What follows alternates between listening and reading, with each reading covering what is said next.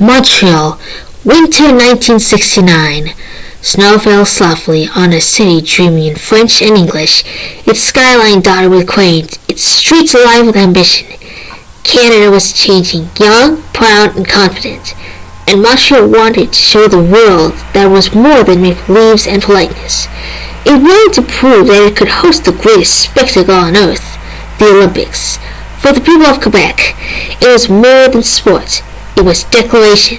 A declaration that French-speaking Canada could stand tall besides Paris, London, and Tokyo. That it could rise from the centuries of being the other and claim the world's attention with brilliance and grace. In that spirit of pride, the mayor of Montreal, Jean Jabot, announced his vision. The Olympics will cost no more than $310 million, and not a single taxpayer will pay a cent. The crowd applauded. The press wrote in gold letters. No one could see the storm behind the smile. Drapeau was a dreamer, a man of vision, and vanity in equal measure.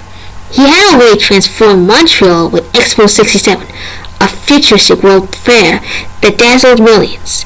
Now he wanted something even greater, something eternal. He wanted to build a stadium that could make the Roman Coliseum look modest, a tower with leaning like a sculpture, a monument to Canada's future.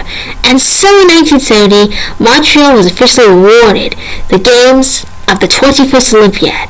Fireworks revelled with the St. Lawrence River, otherwise known as the Pajanal Sand. Bands played, people cheered, and the newspapers called it the dawn of a new era. But dawn is deceptive. It hides the darkness waiting underneath. At first, the city moved with energy. Architects debated bold designs. Engineers drew impossible curves. The chosen visionary was Roger Taylor, a French architect known for sculptural organic forms. His concept, a retractable roof supported by a 175-meter reclined tower, something no one had ever built. To the politicians, it was genius. To the builders, it was madness. Construction began in 1973 on frozen ground. Workers battled the elements, machine froze, steel wrought, costs crept higher. But Drapeau dismissed the warnings. He spoke of destiny, of progress, and of beauty. When journalists questioned the budget, he smiled and said, "The Olympics can no more have a deficit man than they can have a baby." The quote would become infamous. Behind the rhetoric, cracks appeared, non-concrete, but in trust. Suppliers demanded more money. Unions struck for better pay. Every month deadlines slipped, and with them millions of dollars vanished into bureaucracy and blame. Still the mayor pressed on. He wanted the games to be perfect, the stadium gleaming, the city reward. To him, perfection was worth any price.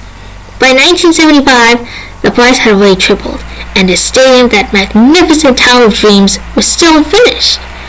Winter turned cruel and heavy. Snow fell, the half-built structure, and workers huddled in cold silence, wondering if the roof would ever rise. The International Olympic Committee grew nervous. The world was watching. Montreal had promised a show. Instead, it had delivered a construction site. Then, with barely a year to go, Drapeau dribbled down his summer cruise day and night. He bought more equipment, more workers, more promises. The city became a factory of panic. Local newspapers began to turn.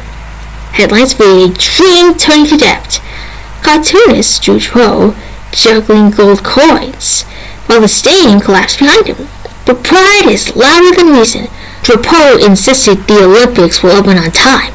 He was right, they would. But the cost of that triumph would haunt Montreal for decades. By the spring of 1976, the streets buzzed with contradiction, excitement, and exhaustion, with hope and anger.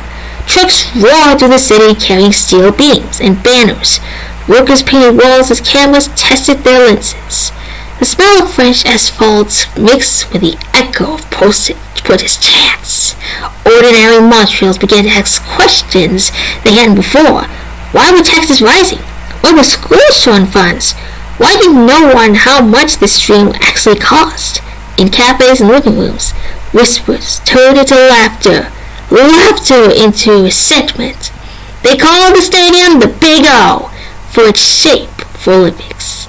Soon they began calling it the Big O, As July 17, 1976 approached, the city held its breath, and the stadium still lacked its roof.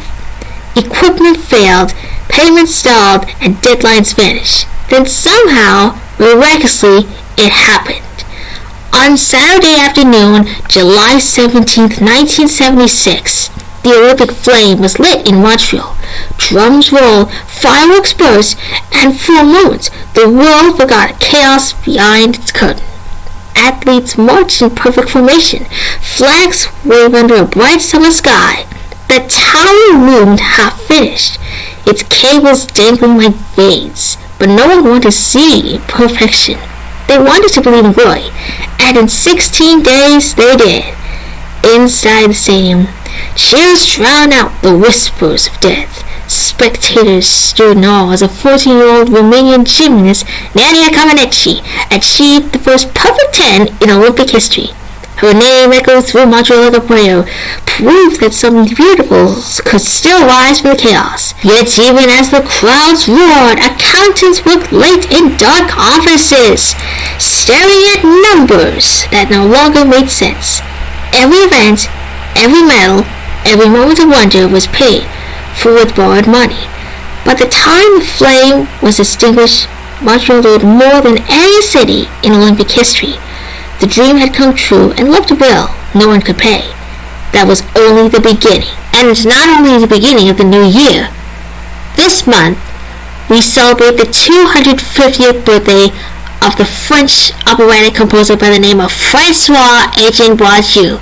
He specialized in the form of opera comique, and in Paris his operas were among the best known and most performed of his day. His felicitous melodic sense led his contemporaries to dub him the French Mozart. And in the summer of 1796, Blanche moved to Paris, where he wrote several well-received operas over the next few years, including his first great success, The Caliph de Baghdad. It welcomed the new century. Blanche's Caliph Overture is featured at the beginning of my early Broadway musical comedy, Animaniacs Super Singing Circus. And as of now, the 2025 Broadway revival of the 1977 Broadway musical, Animaniacs Super Singing Circus Girl, is currently running at the Nederlander Theatre, the same theater the original Broadway production opened. And I'm going to play my second favorite. This is from another Broadway comic opera called La Dame Blanche, as featured at the beginning of Act 2 of Animaniacs Super Singing Circus Girl. And featuring these photos, I'm going to play this overture for the very first time.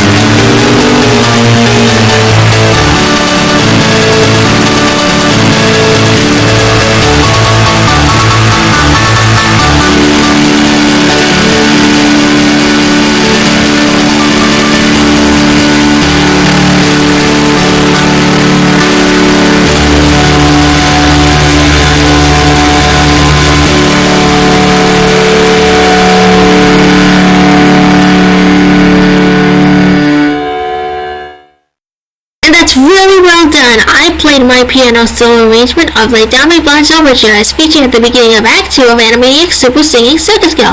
Don't forget the Animaniacs Super Singing Circus Girl movie comes out in March and the Super Mario Galaxy movie comes out in April. So keep looking forward and I'll see you in the next video.